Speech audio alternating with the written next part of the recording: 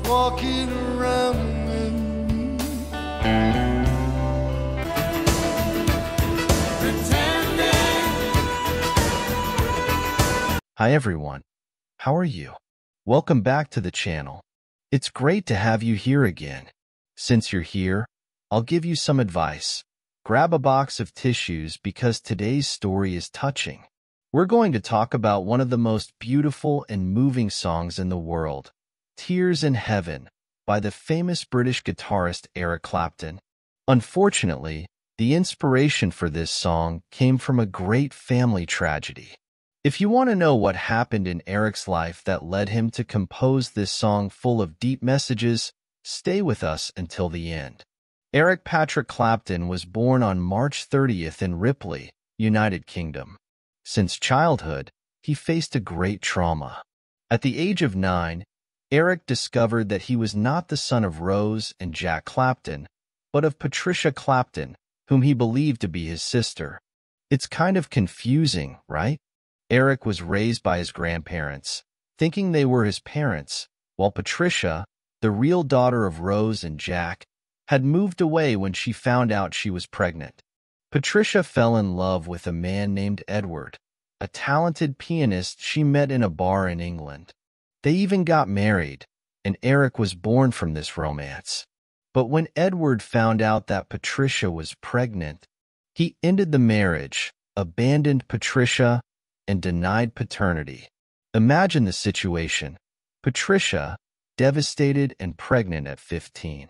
With no alternatives, she decided to give the baby to her parents. Thus, Eric grew up believing that Patricia was his sister. But, over time, hiding the truth became increasingly difficult. When they finally told Eric the truth, he took the news very badly, and it deeply affected his personality. He became a rebellious and introspective teenager, feeling like a stranger in his own family.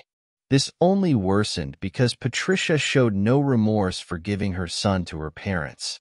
She ignored Eric for many years and demanded that he continue to treat Rose and Jack as his biological parents.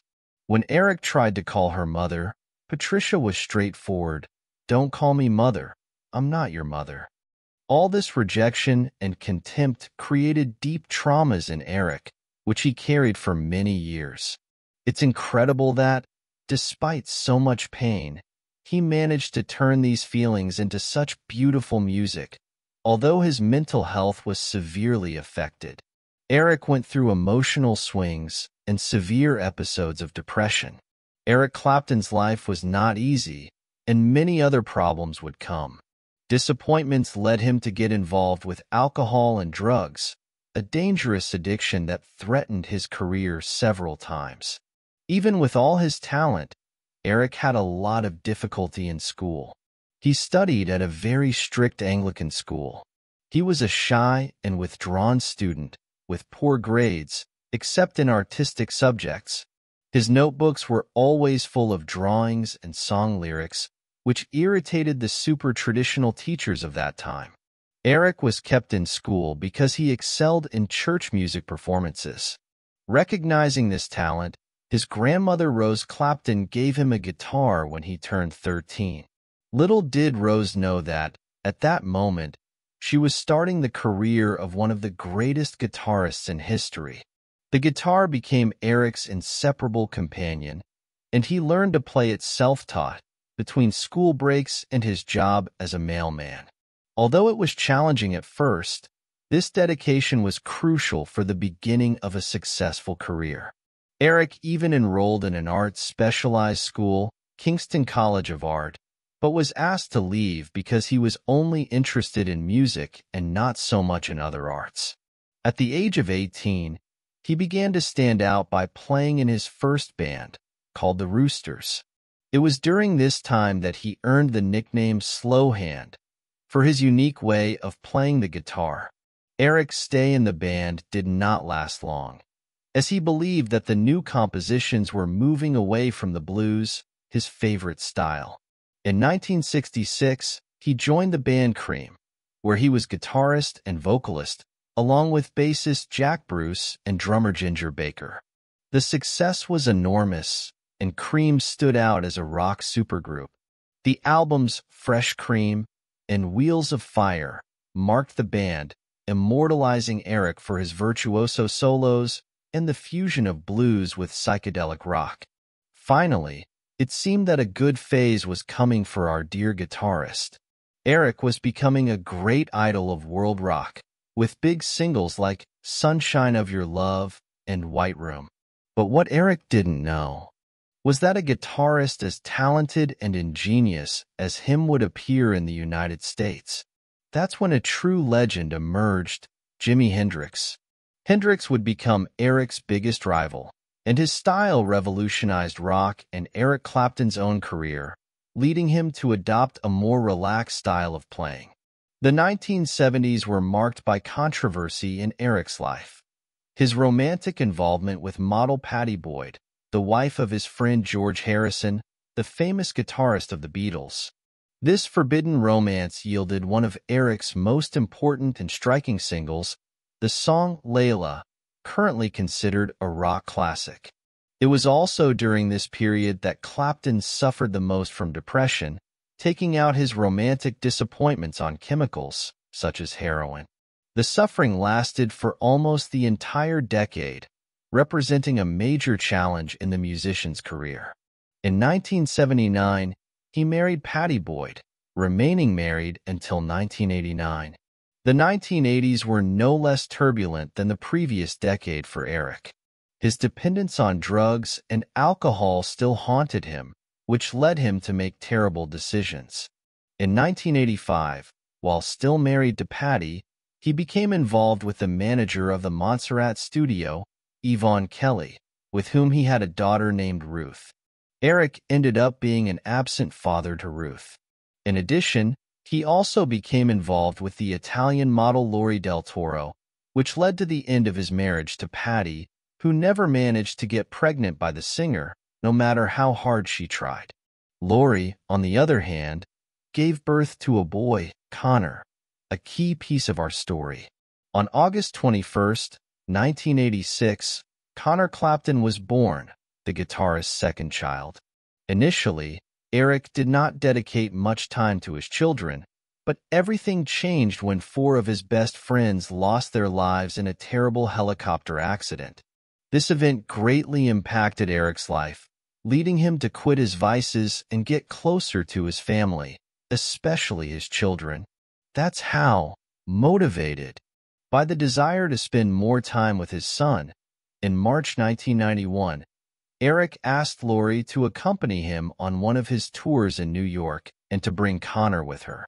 The model accepted the invitation and provided Eric with a beautiful weekend in the company of his son. They went to the circus, had a lot of fun, and had an unforgettable night. Shortly after, Eric took the boy back to his mother, who was staying at a luxury hotel in New York City.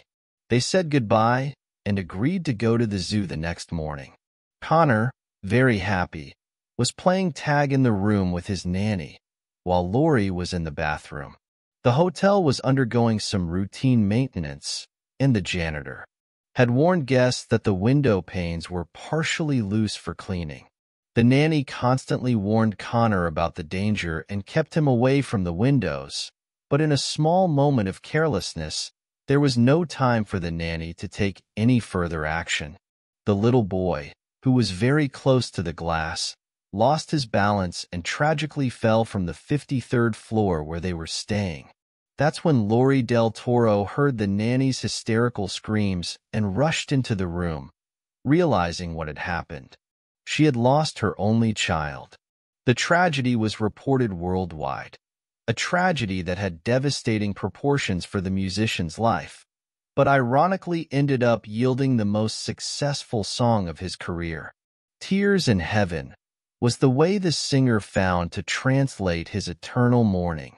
The song's lyrics reflect Eric's pain and his search for answers. The first verse begins with the question, "Would you know my name if I saw you in heaven?" portraying Eric's anguish wondering if he will see his son again after death. The song conveys the deep sadness and anguish of the loss, but also reveals a message of hope and acceptance. The chorus expresses Eric's desire that, if he were to reach heaven, he would find comfort and that his son would recognize him. He sings, "I would find a way to make you stay. God knows I want you to stay." These words show the unwavering love of a father for his son and his struggle to accept his absence, an indescribable and deeply heartbreaking pain. The song became an immediate success and touched people around the world.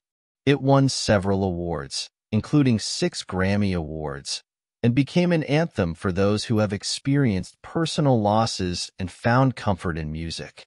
As a form of emotional expression, Eric Clapton managed to share his own pain and bring solace to those who have also suffered similar losses. Tears in Heaven remains a poignant and timeless tribute to his son Connor and one of the most emblematic and moving songs of this great artist's career. And it is in this atmosphere that we end today's video. So, tell me, did you already know the tragic story behind this song?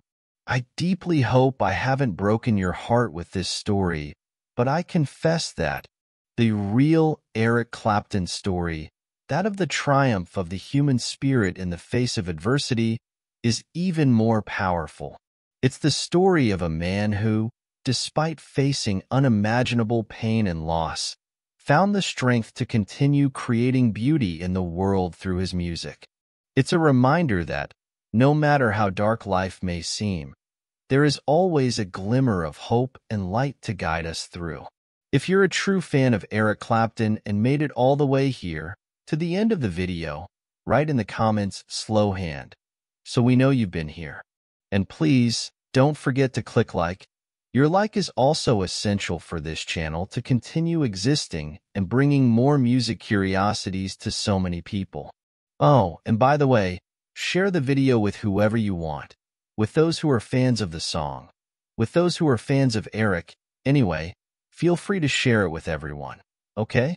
Be sure to subscribe to the channel to receive our videos firsthand. Soon there will be more updates around here. A hug. Thank you for being with me today. Goodbye and see you next time.